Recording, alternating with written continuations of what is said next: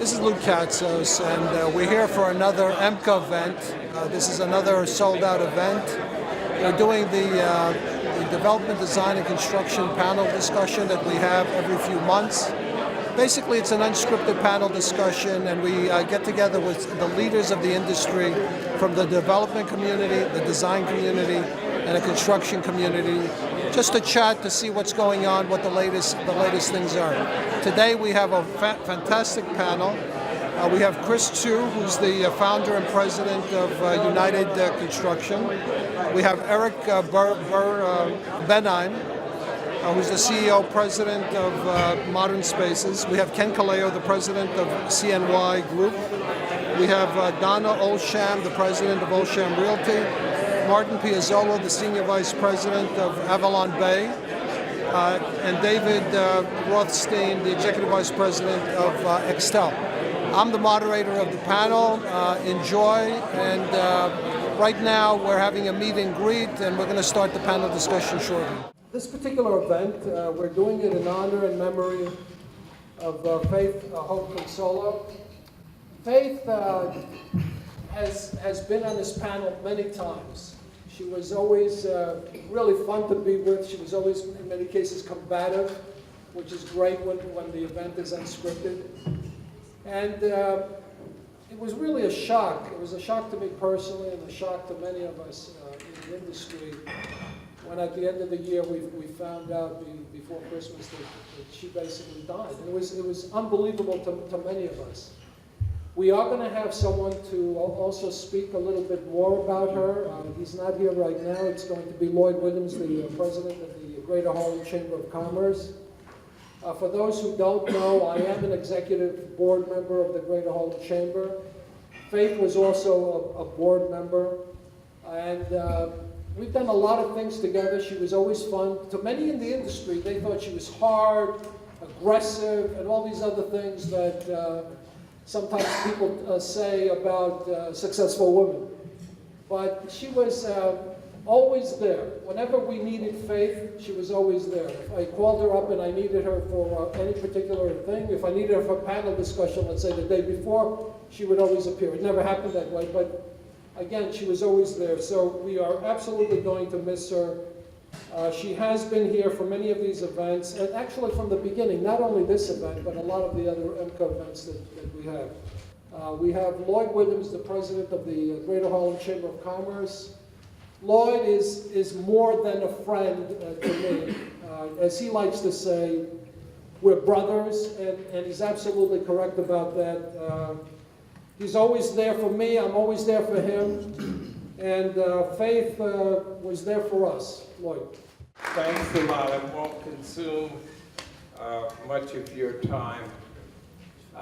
When I was last here with Louis, we had the comet, Faith Hope Consolo, on the panel.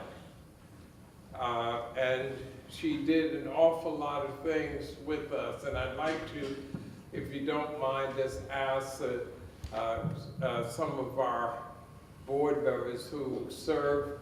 Lou serves on the executive board of the Greater Harlem Chamber of Commerce, this year celebrating its 123rd anniversary of continued service in the city of New York. And we have a few of our distinguished board members with us who are always here.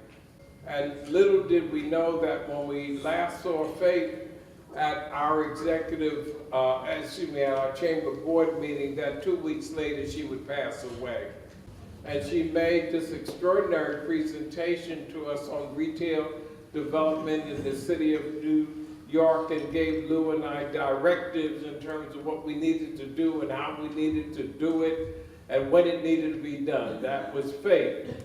And we took that charge seriously and were shocked when we heard that she had passed away suddenly.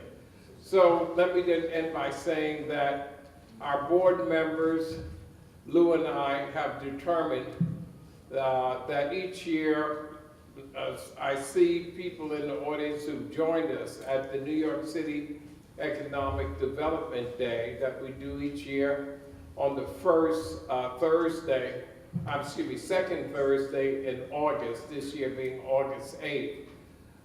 We have a big business awards luncheon.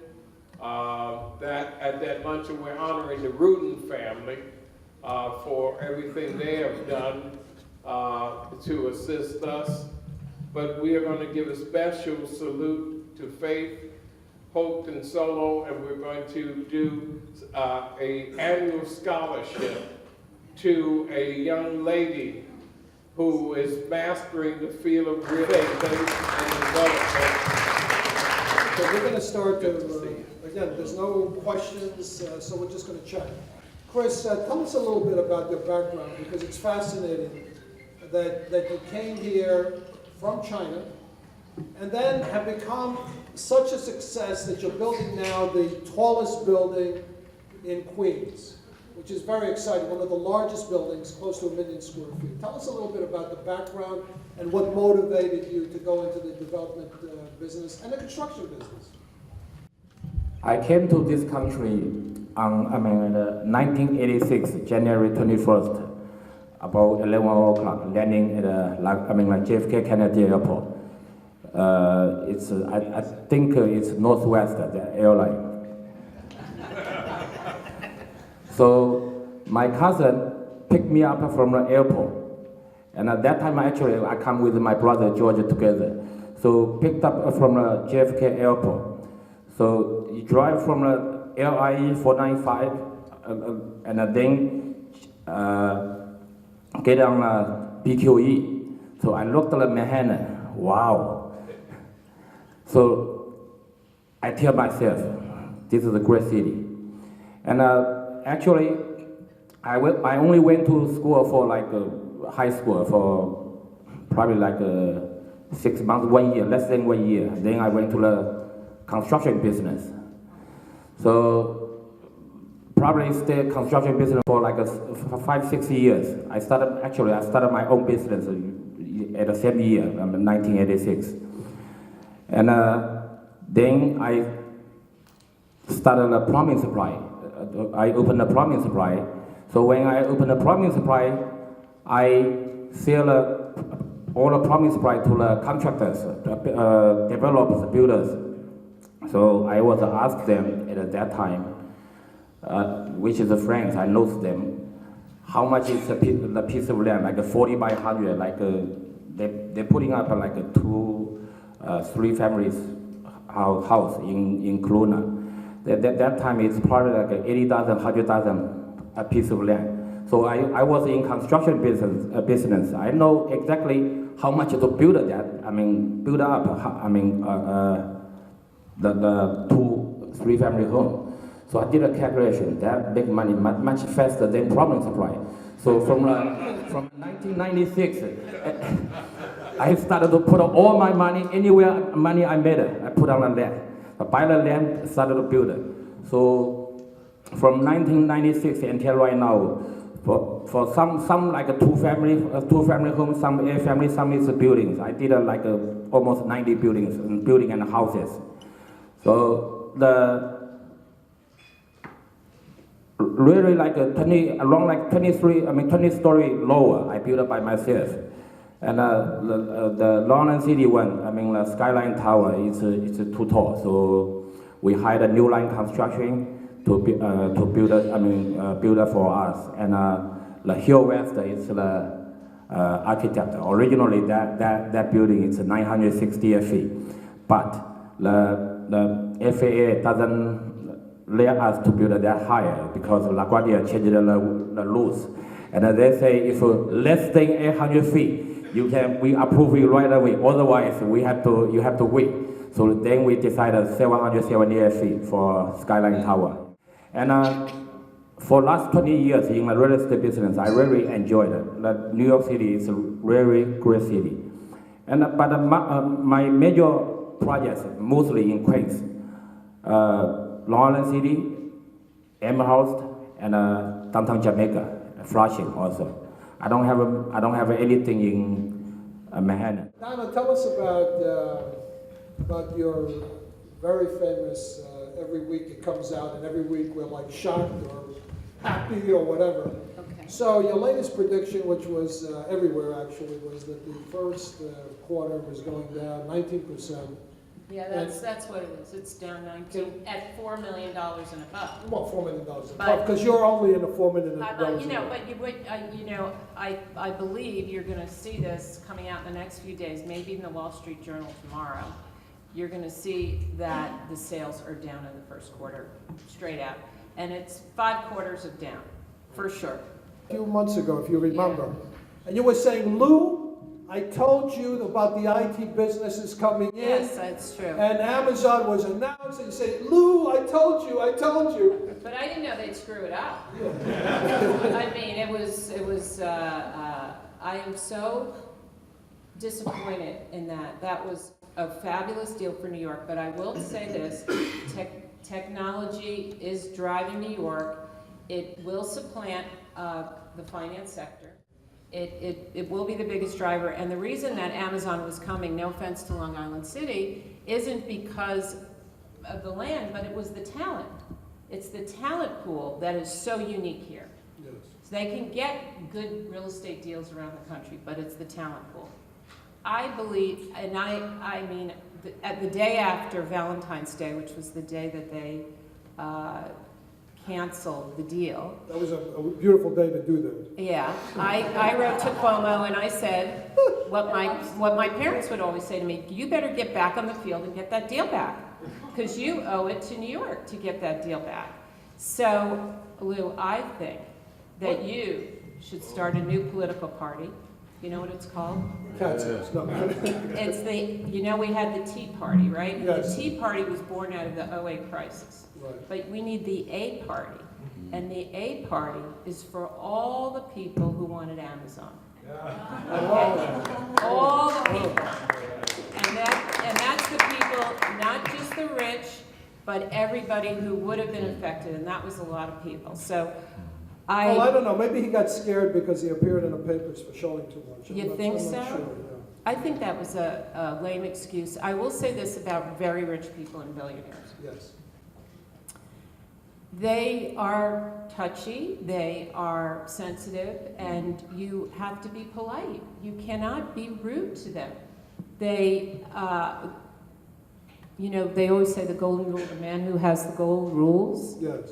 And so I think that you have to know your client and you have to hang in there. So I'm very disappointed in the politicians in not being able to hang on to Amazon. But I do believe that more and more tech people will be here. And the reason is because we have so much going on in New York, including from the Cornell Technion campus and NYU exploding and Columbia. All of them continue to increase their technology, computer science programs.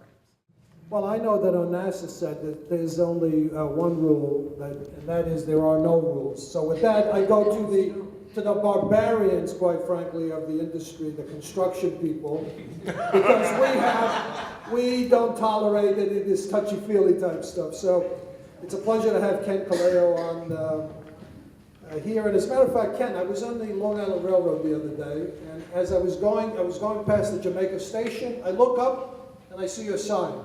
Tell us a little bit about what you guys are doing. That project, which is known as Crossing at Jamaica Station, is a transit-oriented development, obviously. It's sandwiched between the LIRR and the subway on a very narrow sliver of land. It will be home to approximately 729 families. There's a high-rise tower of about 30 floors, which will be market rate housing, and then there's a lower 15-story building that'll be affordable housing. And they're both atop a common podium, which will have retail and parking below. So how are you doing, by the way? What's happening? Are you busy right now? Yes, I mean, it's definitely a overall softening. I think there's a transition into different markets that we're seeing. Certain markets are getting very soft, others are beginning to pick up. But overall, we're busy. We're busier than we ever been in the past, but I definitely see a softening on the horizon. What type of contracts are you seeing? Are you seeing GMP type contracts or agency type contracts, or what's the model right now? Most of the contracts are CMAR with GMPs. We do have some of our clients where we've had repeat business with. We give the option for GMP, but some of them don't take it, and they keep it as a pure CM relationship. Yeah, because they don't want to pay the larger fees, and they don't want to, they don't want to subdivide the money. Right. There's cost savings because they don't believe your numbers to begin with. We're also seeing it. And they figure your numbers are too high, so therefore you're going to try to grab the money. No, well, we're also seeing that. I'm just pulling your leg. No, that's right. You said our industry was barbaric, so it's okay. It fits right in. We're seeing also, though, a lot of opportunities for takeovers.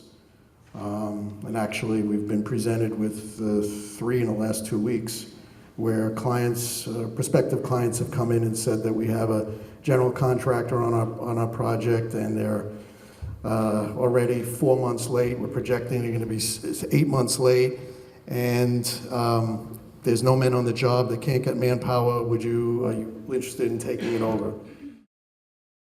These are mostly smaller non-union type contractors? Right.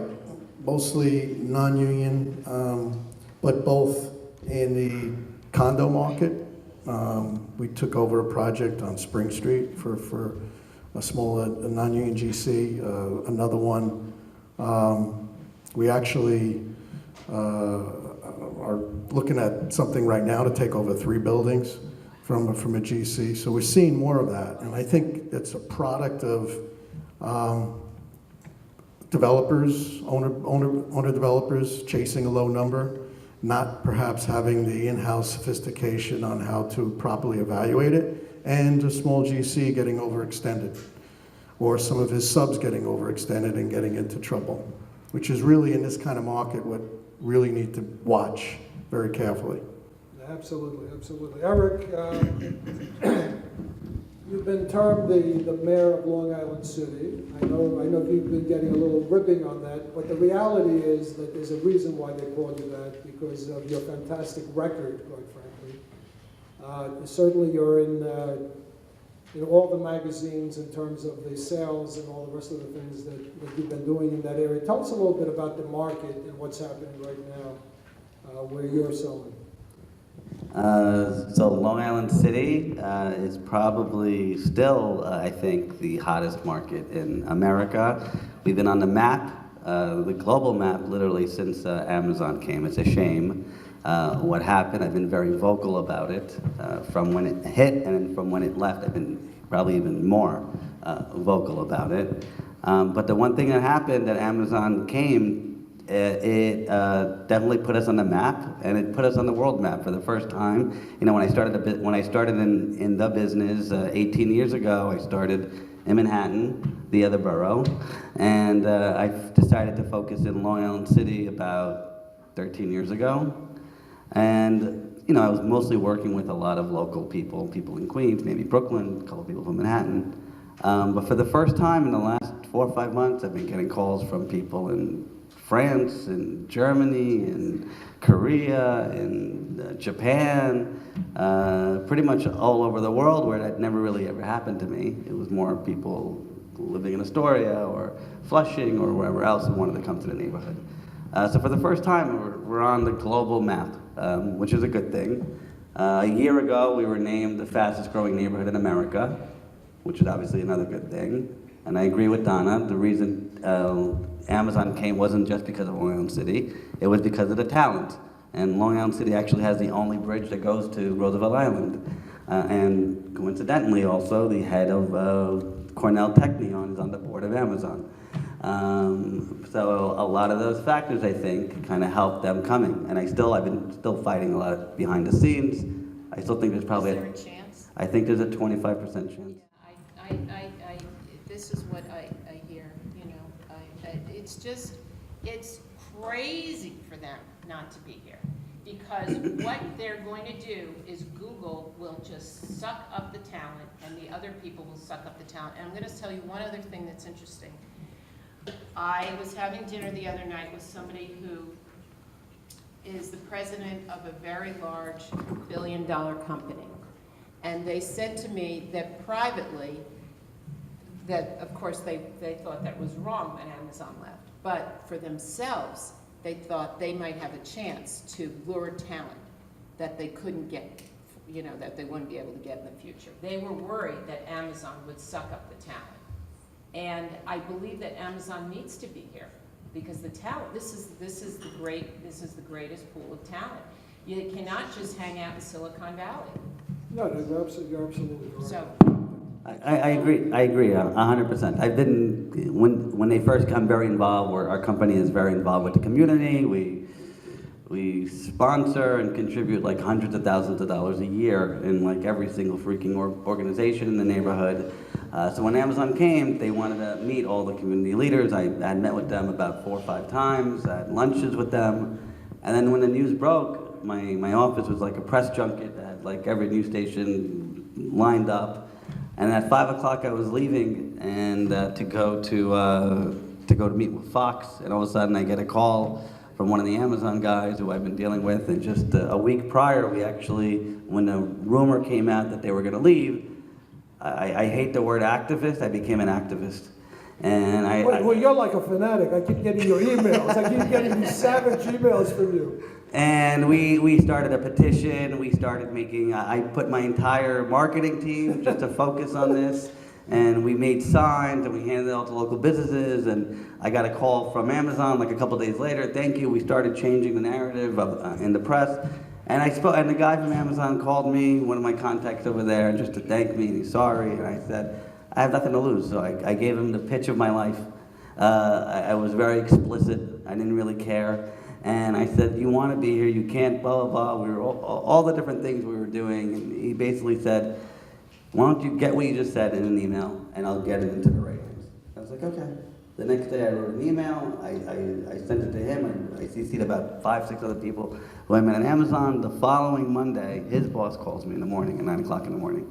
I actually had a meeting for Skyline Tower, your sales, and I couldn't make the meeting that day. You're busy attacking the other guys. Yeah. And he called me, and I said, I was like, you guys are the biggest company in the world. You can't let socialism push you around. I said, you want to be here for our talent. You want to be here for whatever. It was reasons you chose here. You spent a lot of money. You invested in here. You want to be here. And I just let him have it. And for about maybe 40 minutes we spoke, and I told him there was a, what's his face from Lightstone had said, compared it to 9/11. And I told him that story. I said, you know, people are comparing it to 9/11. Well, that's a little crazy. I know it's crazy, but All right, I'm going to swing to David now, because I know you're incensed. You want to continue to talk. We're going to come back to Amazon. Don't worry about it. it's crazy. Oh, David, tell us a little bit about what's happening in the city architecturally, because some of us, and I hate to say this because I never comment about people's buildings or anything like that, but the buildings are starting to look pretty screwed up, quite frankly. There's little needles, these little toothpicks are sticking up into the sky. What's going on here? Which ones you talking about? Yeah, I'm not quite sure where I want to go with that one. David, I'm sorry, David. No. You're seeing the buildings from the last cycle. The next cycle, they're going to be better. No, actually, the Needle buildings are, there are a few of them, and they're special, and they have a place, but, you know, that's not the majority of what's going on in the city. I think there's... But tell us what's happening architecturally. There's nothing new happening the way I see it. I mean, what do you see? You really did put me up here to kick me out. We're listening to you, and you're telling us we have to use the window wall that you compressed at X, and Well, I prefer the window wall because it was more cost effective. You know, so we design a nice building, and then you screw it up. But you asked for it, right? Listen, all I know is one of the buildings you put precast and curtain wall, and you screwed up the whole schedule. But that's a separate issue. But it looks good. No, by the way, You're absolutely right. You know, you have to do that. You have to work outside of what David, all it tells us all to kidding do. aside, your aesthetic is fantastic. Obviously, no one's better than you in certain things, in particular zoning. What's your feeling about where the trends are going architecturally? Well, from a real estate perspective or an architectural perspective, I guess. Stick to the architectural, because always from a real estate perspective and a developer's perspective, they're always knocking down all your concepts. Well, what I would say is that since the condo market has slowed down, there's less demand for sort of very high-end Starchitect gimmick buildings, I think. We're not seeing that so much now. We're seeing good, solid, strong architectural design being carried out into further reaches of the outer boroughs, and the new buildings are all high quality. There are a lot of good architects practicing and doing building types that they might not have been doing 5 or 10 years ago because they were doing buildings in China or whatnot. So there are a lot of good homegrown architects doing buildings in New York City now, buildings that are often mixed income rental buildings, and a lot of these are going up in places where we haven't seen a lot of development for many, many decades. Places like Jamaica and Flushing and South Brooklyn, Central Brooklyn, Prospect Park, Crown Heights, places that we haven't seen much development. So I think that's a good thing. Tell us a little bit about what Avalon Bay is doing and what you're doing. Sure. So just to pick up on your point about trying to buy land at a certain price, it's you know, I've been doing this for, I don't know, 18, 19 years, and I would have to say that it's probably the most difficult time I've ever seen to try to buy a piece of land and try to build rental product. That's what Avalon Bay does. We're a $25 billion publicly traded company. We own 85,000. We own and manage 85,000 apartments, and that's what we do. We do rental apartments.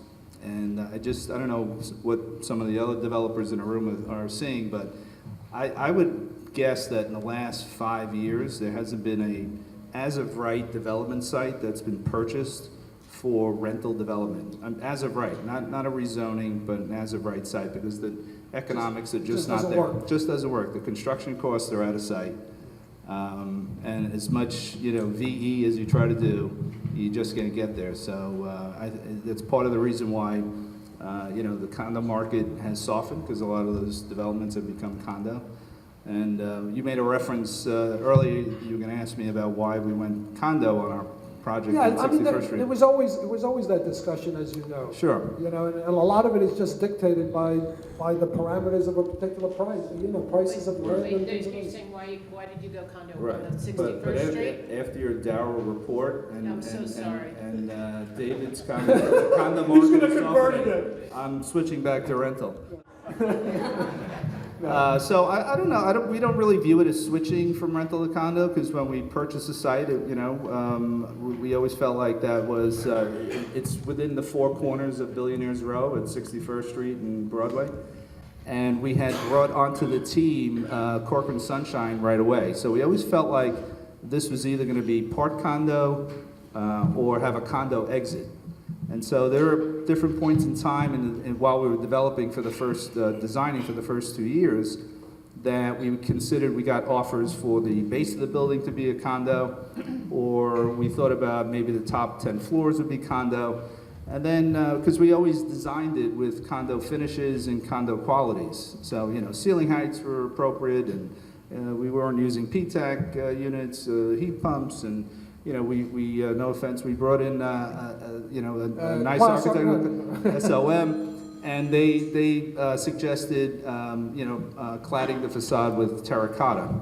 I don't know if that fits your description of how. Well, I got to tell you, design terracotta is becoming like a very hot thing, and that's one of the. It's very hot. No, it's very hot. It's unbelievable, by the way. But getting terracotta sometimes sucks, by the way, in terms of the price, Yeah. and also the timing of it. Right. Well, it wasn't cheap, and it was made in Germany, and we hadn't used it before. And there's always a concern about, production and shipping and installing, and there's a million different pieces. And you know, we had a big contingency, but at the end of the day, it worked out pretty well. We had a great sub who did the installation, so we're really happy with it. And it's really one of the defining features of the architecture in the profile of, it's a custom, obviously, profile for the building. Yeah, most of those profiles are typically custom with Yeah. the terracotta buildings, and they're very interesting. By the way, the higher end buildings, in particular the condos, some of the smaller buildings also, they're using terracotta a lot. Yeah. Yeah, they're using Yep. terracotta a lot. Right, so this is our building. If people don't know, it's at the corner of 61st and Broadway. It's a 350,000 square foot development, 32 stories, 70,000 square feet of retail on 4 levels, 35,000 below grade, 35 above, and we were fortunate enough in October to sign a lease for half the space, all the below grade space with Target. So Target is our anchor tenant there. We've just got our first TCO. We're launching next month on our first condo project for Avalon Bay in New York City. That sounds- Have you that sounds done great. condo before, anywhere here? No, it's our first condo project in New York. That's fantastic. So we're pretty excited now. So it's not a tagline, but you don't have to be a billionaire to buy in Billionaires Row. David, you're everywhere, quite frankly. The biggest, the best, condos, rentals, just about everything. Tell us what's happening in your world right now. In our world, it's about getting it done. So, and as you know, some of you know, across the street, we're building Central Park Tower, which is, right as it stands right now at 1,400 feet, is the tallest residential building in the Western Hemisphere. And it's not done. So, meaning another 115 feet to go. Okay, is it, when you say it's not done, is it like Meaning, pissing you off, it's we're going not, too no, slow? it's not as high, it's not at its ultimate elevation. No, I got it, Right. that's it.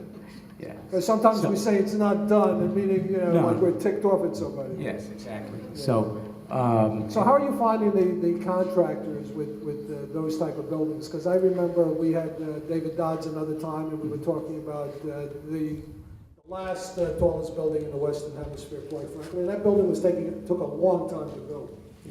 well, the tall buildings in Manhattan, they do take a long time to build. Why? Because of vertical transportation. Yeah. You can have hoists around the entire building, and it still takes a long time to get up to the top. So that's a big factor in the subs. And is that also a condo type project? So that is, we have 182 condos sitting on top of what's going to be Nordstrom Department Store's flagship store, Yeah, pretty and fantastic. that'll location. open up in the fall. So. But I remember we had a panel discussion a few years ago, and it was a different timing, obviously, at that particular time. And you said, Lou, there's only X amount of people that have X amount, I didn't forget. So you got me. There's only X amount of people who have X amount of money, and at some point, you know, that market is Right. gone. Right. That market is tougher. You know, we do have sales. I mean, we still have a few apartments for sale across the street at 157. Not many. We have had a sales office open here at Central Park Tower, which is actually across the street in the retail space at 157, for about 9 months, and so it's by appointment only. We do have sales. We're not lacking. We're not really. Would we like more sales? Of course. Is it slow? Yes, it's slow. But the buyers who are going to buy that product in a building of that, you know, that size, they're unique, and so I think they're going to be out there probably no matter what. How are you finding construction costs? You know, Well, you're buying obviously a lot of different buildings. we buy very well, and there's a few friends of mine who are sitting in the audience that would probably attest to that. Their prices are too high. Their prices are The too high. prices are always high, but we manage to whittle it down. The market is getting. I think that everybody is still busy, and they're still feeling like the times are booming.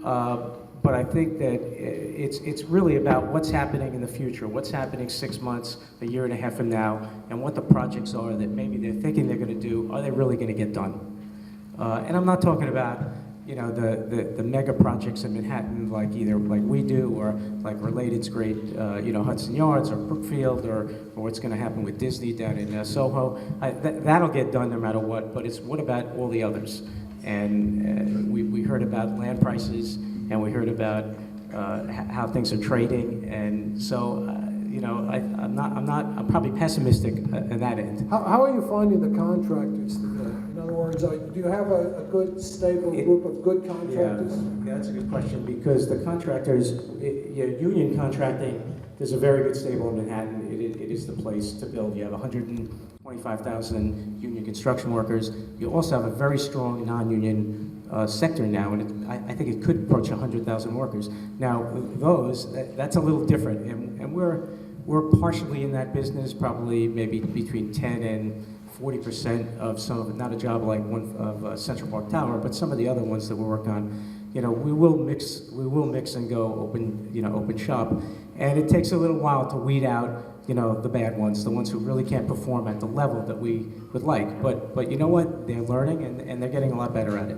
Yeah, and are you finding, quite frankly, still a differential, a very significant differential between union and non-union, or no? Yeah, another good question. In some trades, yes, but even in things like superstructure concrete, you can get it down to probably 12%.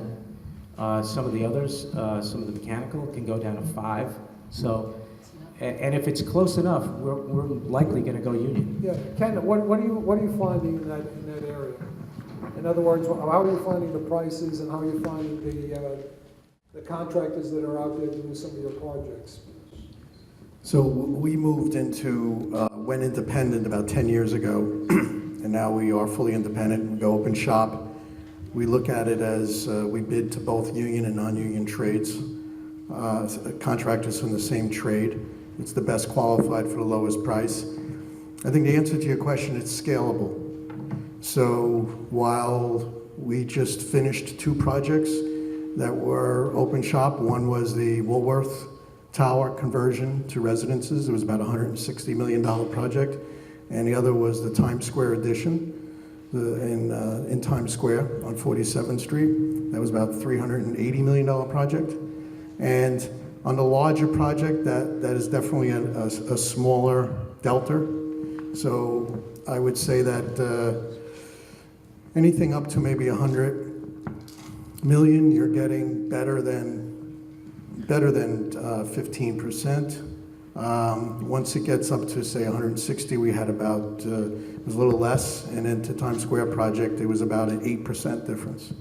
So as the projects scale up, that delta changes. Becomes more significant. Right, and we would have a larger percentage of union trades in the mix as the projects scale up as well. And it's really because of the available manpower that some of the organizations carry. Chris, let me ask you a question about cost, because obviously you do different size buildings. You do your own buildings, and then you have other people build the buildings. For you, I would imagine there's a significant difference in price between what you're normally accustomed to paying and what you're finding yourself paying with some of the larger construction managers. Yes. Actually, I started my own construction business from long time ago. And I have my own plumbing supply, I have my own building supply. So in the material-wise, it's lower. And also, I have my own construction companies, and I manage by myself. So the price is probably at least like a 25-30% difference for non-union. But my company is a minority, it's a registered minority. So sometimes on different things we use union, but mostly it's non-union. And do you find a big difference between the smaller projects that you're building by yourself and the other projects? Yes. Big difference? Yeah, big difference. So I answered that, big difference. I mean, the Lawrence City, the Skyline Tower, right now the price is, still very good, but it's around like $430 per square feet. And for the low rise, around 20 story where I'm building, it's about $250, $280 a square feet. So it's a big difference. Yes. Let me ask you guys a question about, Marty, financing. how are you finding the market in terms of money? Because one of the things that you read in the press is that there's all types of money that's available. They're just looking for product. Avalon's in a unique situation that we're a publicly traded company, so we actually don't finance each project individually. So we finance off of our balance sheet through either cash flow from existing properties, sales of properties. We'll issue equity, in stock, or we'll issue float unsecured notes. And we tend to, for every project we get approved, we basically match fund, which means there's, when we commit to purchase a site, we already have the dollars lined up from our finance group to fund the entire project. So we're actually not in that market for financing. But you know that market. In other words, the criteria these days are what? Because you know that market better than most people. Yeah, so, I mean, there's definitely capital, from what I'm hearing, which is, causing some of the continued supply problem in condos. As far as construction lending, usually it circles back to, how much equity is a developer putting into the project, what's the loan to cost they're looking to borrow. The quality of the sponsor developer is a big factor as well. So, I'm hearing quotes for a construction loan. If you're putting in, it's 70 or 75% loan to value on a construction side, you can get financing for 250 basis points over LIBOR, and then on a takeout, if it's again in that range of 75% of the value of the property, you could borrow as low as 125 basis points over 10-year treasuries. So still pretty cheap money out there. Okay. Chris, how are you finding the lending market? Everything is Mostly we through the bank. It's right now. It's above what he's saying. It's like 250. I mean, on the top of LIBOR. Let's discuss a little bit about what people are looking for in rentals and also condos. Tell us a little bit about where the finishes are going. And we'll start with you, Donna, then we'll go to you, Eric, and then we'll go to you, David. Donna, tell us. What's in demand? What are people looking for? What's the latest and greatest? I think right now that it's all about price. It's all about price. Yeah, I think it comes down to price. I mean, they are. So forget about the latest and greatest. What is the number? I don't think they're. Well, no offense to the developers, but their products are they're planning those so far out that very often by the time they get to the market, it's 6 or 7 or 8 or 10 years. And very often what's in the condo in terms of finishes is just not quite in tune with the market. That's what we see more often than not. So right now in your mind, it's the numbers. The numbers are dictating. The numbers have to dictate.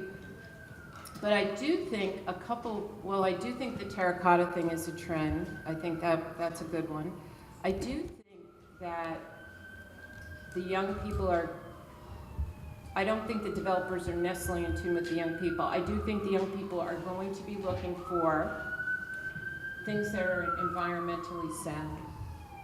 But they're still going to be looking at the price because they don't have the money to buy the environmentally sound. The price drives, it is the most price-sensitive market I've seen in many years. Tough market. It's a very tough market.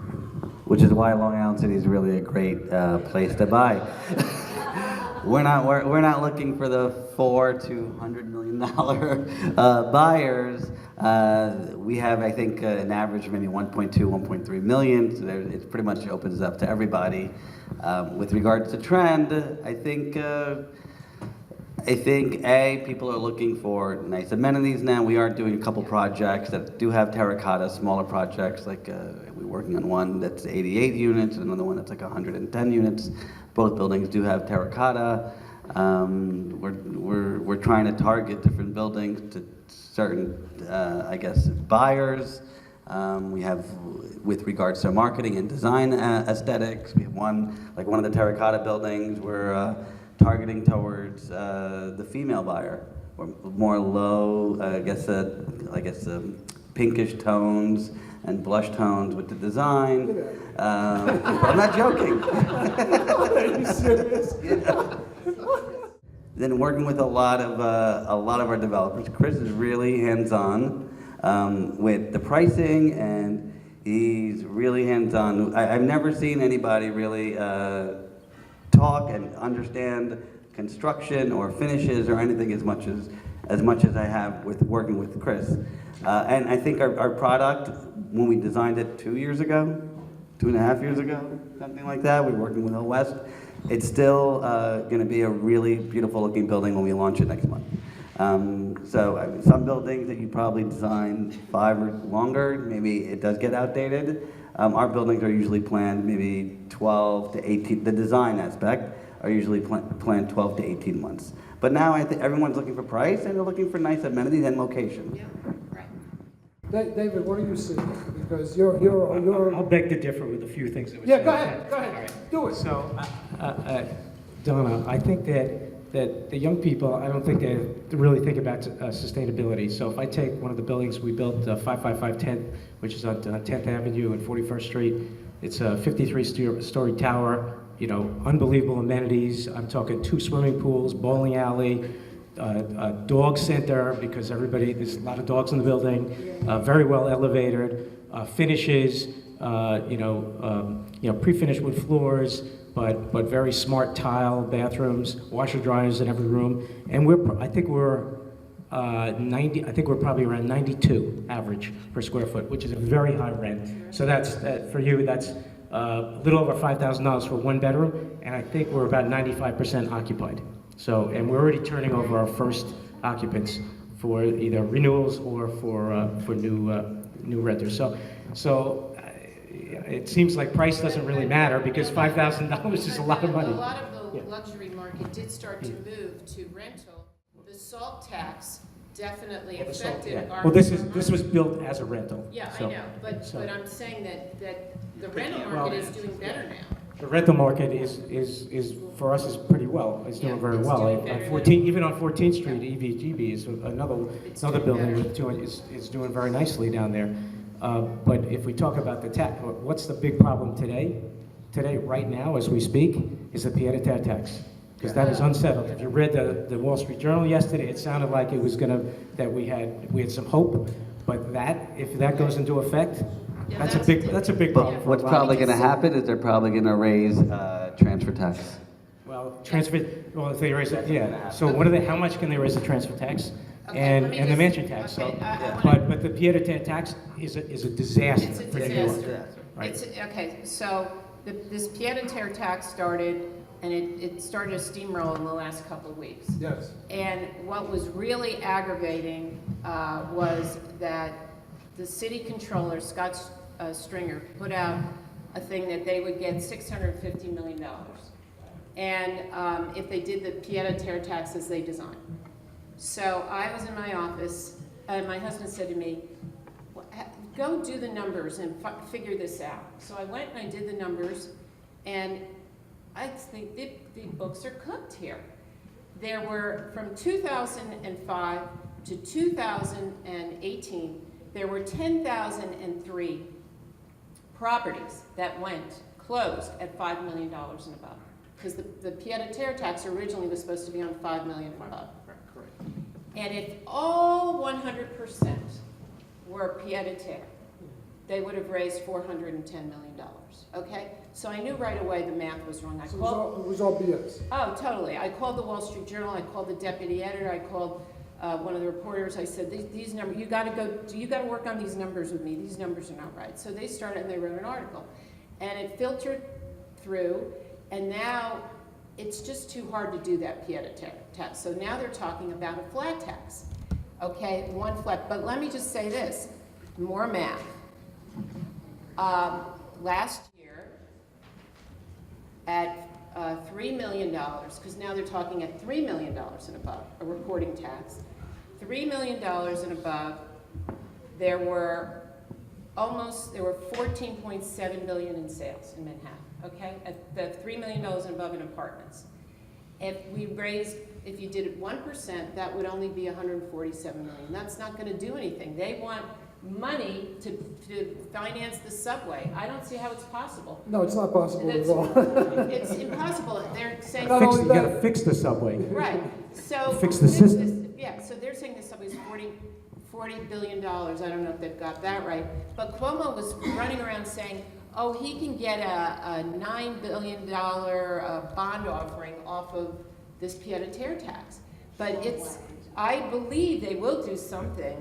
I don't know, They but I just- think they it'll just- be a recording tax. Yeah. And they may do it on $1 million and above, because $3 million may not cut it.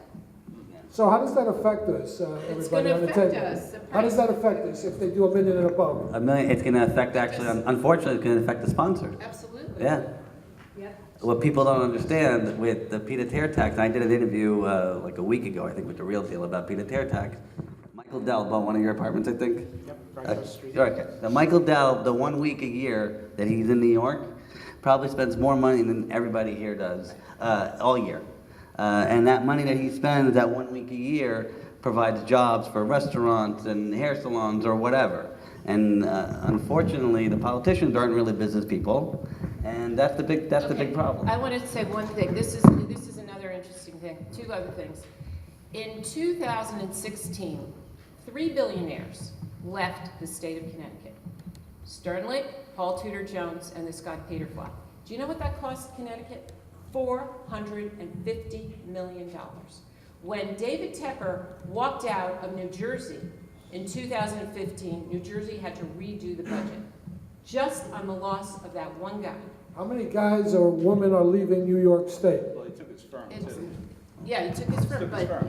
it's big money. How many are I leaving don't New know. York State? How many billionaires or how many people in general? Well, no, billionaires, yeah. The answer is probably none, right? Or no? How many on the panel are leaving, you say? No, I don't think that's true, Lou. I think people aren't leaving. People are leaving to go because of the tax situation. They're leaving because they can go pay no income tax in other states like was it North Carolina, Florida. There's a lot of people, and we should be worried about that. We should, because Rick Scott, he was the governor, now he's the senator. He's trolling Andrew Cuomo. He's saying, he's been trolling him. He's saying, come on, come down to Florida. This is crazy. This idea that you're just going to continually ding the rich. And Cuomo is the one who came out with the stat that 49% of all the money that comes into New York State tax is by 1%. 1% funds 49% of New York State. Very interesting, very interesting. Let's jump back to Amazon for a second, okay? Because If Amazon was here, we wouldn't have any of these problems. Because I know, Eric, this is a big thing in your mind. So where do we go from here? In other words, where do we go from here? I think we need to continue a message that New York City is not closed for business. We are open for business.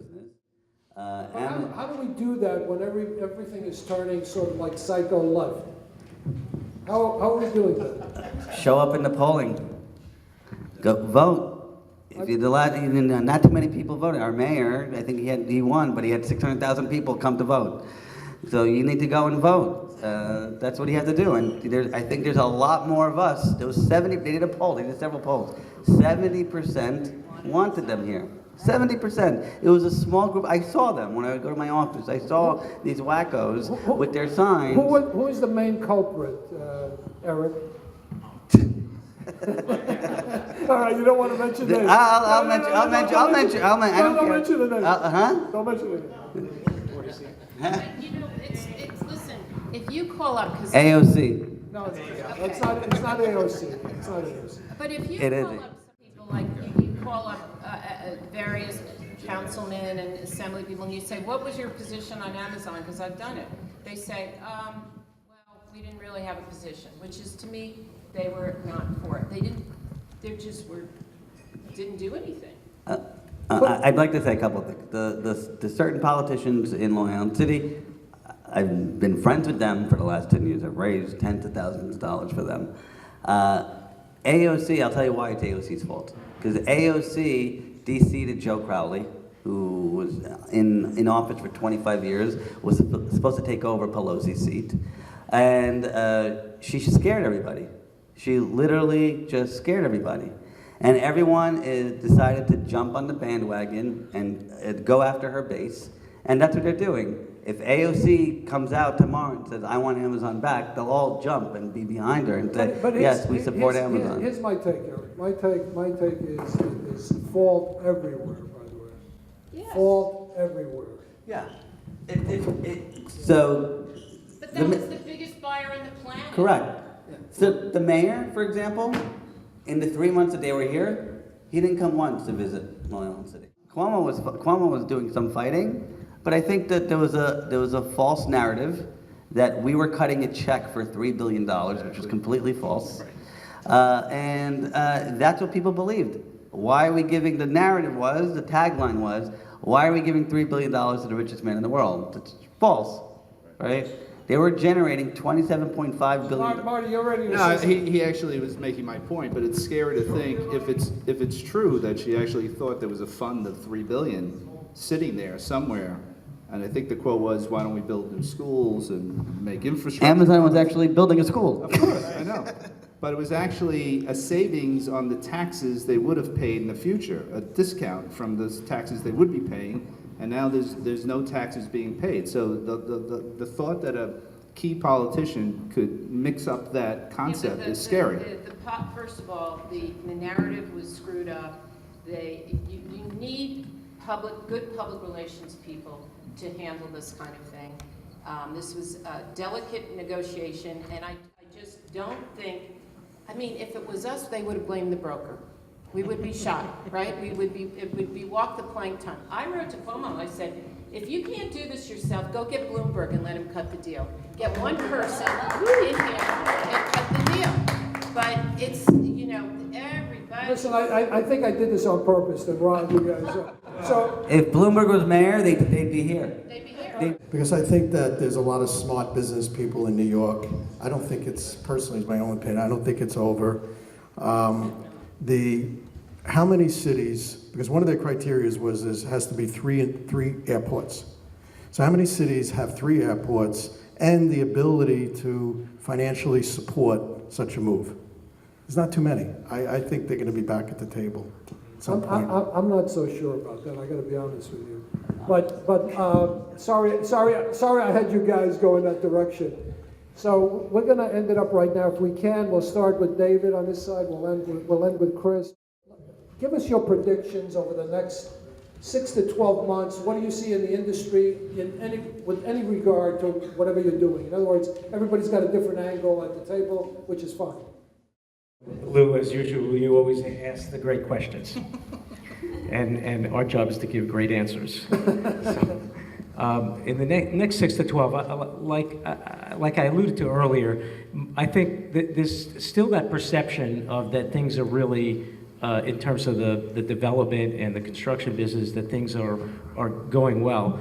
The question is what's going to happen with overpriced land that's been sold that can't be built on, the amount of how leveraged the people that have those parcels are, and what they end up trading for.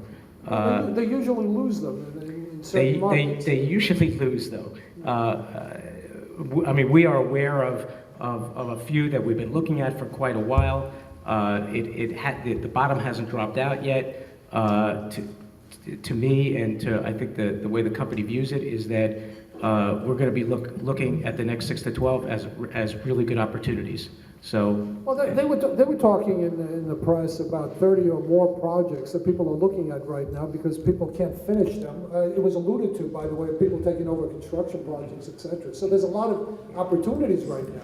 Yeah, people are going to lose money right now. Other people are going to make money. Right, and I think the lenders, they don't want to be, they're not in that business, so somebody has to come in, and if you come in, you're going to come in at probably a low basis, and like I said, I think it's probably the world of, it's a city of opportunity for the next 6 to 12, so, and that could be good, because that'll fuel, to me, the next wave of development, which is, and that's our view. So we're looking to staff up a little bit, and really approach this in a very analytical way and look at every single number and what the product needs to be. So I would say, you know, we look at cycles quite a bit from a national standpoint. So I think most economists would say we're in the very late innings of an economic boom. That's I think right now we're second longest and maybe on the brink of the longest cycle. So it seems like there's a reason why things might end, but at the same time, it just seems like a different dynamic in the economy where there continues to be hopefully 3% plus growth nationally and more job creation. Here in New York, I think there's going to be a real opportunity if someone can deliver some rental product over the next 2 or 3 years. There was a big rush, if you remember, years ago to get in under the 421A program. Correct. Yeah. And there was just a boatload of rental product that was delivered over the last 5 years, and rents had basically stayed flat or came down. But a lot of that inventory has been absorbed, and a lot of people are projecting, as are we, that sometime in 2020 or perhaps a little after, there'll be no new supply, not none, but a big drop-off in supply for rental product in Manhattan. Like I said before, most of what was purchased over the last 5 years really ended up being condo. Now, there are a couple of large projects that have gone through rezonings, ULIP, so there'll be some rental. We have a project on the Upper East Side at 96th and 2nd. We went through a ULIP to get a rezone. It's a JV with the Board of Ed, basically. We could build, 900 apartments, but the project is fighting a lawsuit, unfortunately. And so we're actually, it's like I said, a JV with the Board of Ed, but we're hoping that the timing is such that, the downturn comes, maybe construction costs ease up a little bit, and the supply, as I said, would probably be less than it's been over the past several years. Marty, there seems to be a lot of action in the Bronx. What's your thought about that? Yeah, I mean, the Bronx, there's a lot of talk about the opportunity zones. Again, I'm not an expert on that. It's kind of new. I don't think anybody's an expert right this second on opportunity zones, because I remember Chris said to me, Lou, do you know anything about the opportunity zones? And everybody's trying to find out about the opportunity zones, but nobody knows anything yet. Right, it's a little fuzzy, but I'm sure the sort of freewheeling private developers, the early adopters, they'll do fine. They're jumping in and buying up sites. I think the Bronx has the second most opportunity zones, second to Brooklyn. Listen, the Bronx has a lot of room to grow. I mean, if you look at the rents that are there, it makes sense that it hasn't been tapped yet. The question is, for us, we would prefer to be, in looking at sites, be closer to the subway station, something that we could build a critical mass around. David, what do you say? We're actually very busy on stuff that's in the very early stages, things that are still in land assemblage, or things that are being rezoned or need to be rezoned. We have a lot of things at the city in rezoning processes now. Most of these are rental projects, and they're outside of Manhattan. I think there's a lot of room left to grow in places that are decent or good transit connections in areas that aren't far from Manhattan that haven't seen development yet. So I've been saying that for a couple of years, but we're seeing some of those projects in construction now and a lot more potential ones coming. So I'm cautiously optimistic. There are a lot of headwinds. The anti-development community has grown in sophistication, and there are bills at the state level that would be very damaging, and I'm sure everyone at this table has seen aspects of this, so we have to be mindful to make sure our politicians remember how important this industry is. Thank you. Eric? We're pretty busy, I think, for the next 2 or 3 years. I am a little bit concerned about, we do have, I think, 3, maybe 4 projects that are under ULIRP. So I am a little bit concerned about those 3 or 4, only because of the political state we're in right now. But I mean, we're very bullish on the condo market right now. We're putting probably a little over $1 billion worth of condos on the market this year. So we're bullish on that market. And we're bullish on other markets outside of Long Island City. We have about 1,000 units in Woodside, about 500 in Astoria, a couple hundred in Flushing. So we're bullish in Queens in general. Sounds good. Okay. I see a solid 2 years. Some of the opportunities we're seeing from across the board, from developers, just from experience. Smaller, well-placed, well-located condo projects, I think, will sell. There's a market for smaller buildings. We actually just finished one that was 21 East 12th in the Village. I had the same ask as another one down in Financial District, both at 4,000 a square foot. One is completely sold out. We haven't even gotten the TCO yet, and the other one is only 10% sold. So I think location and how the timing and how it's conceived is good as well. Another trend we see is co-living. We did a project with the Durst organization on a rental, and it was designed to support co-living, 166 rental units, and they completely leased out within 60 days. So it was a very successful project. We're seeing, interesting enough, a very strong market in medium income rentals and mixed income, and also industrial. The last mile concept for freight delivery and so forth. We are right now involved in 4 projects around the city, and that is pretty much supported by the Amazons of the world in terms of delivery, that it's just too expensive to bring into the heart of the city large movements of freight. So now the thinking is to, in the peripheral of the city, build these massive receiving centers that will take the freight, either rail or heavy trucks, and then parcel it down to smaller trucks that'll do that last mile into the city. There's also no drones yet? No drones?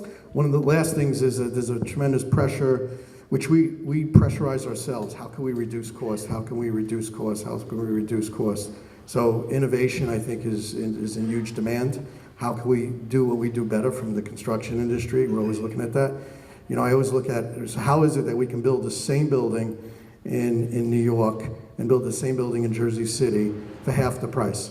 Yeah. Now, there's things like the scaffolding law. We got to do something about that. We need to pass that legislation. It's just driving up insurance to crazy levels, and also some of the degree of regulation. We're not going to get rid of the congestion. There are some built-in factors, but there's a lot I think we can do. Thank you. Donna? Well, long-term, I'm always very optimistic. So I think... We're not talking about really long-term. Tell us what's But happening. short-term this year, I think it's going to be tough. I see these, like in the first quarter, the average asking on the condominiums was like $3,100 a square foot and change, and that's just too high. I mean, the prices are just too high, and what's going to cause them to reset, I don't know. So it's interesting. Markets, I find when they're going down, it's much slower than when they go up in New York. Yeah. So right now, I'm not, the second quarter will be better probably than the third and the fourth, because that's usually the way it is. But right now, it's, I would say, a lot of caution.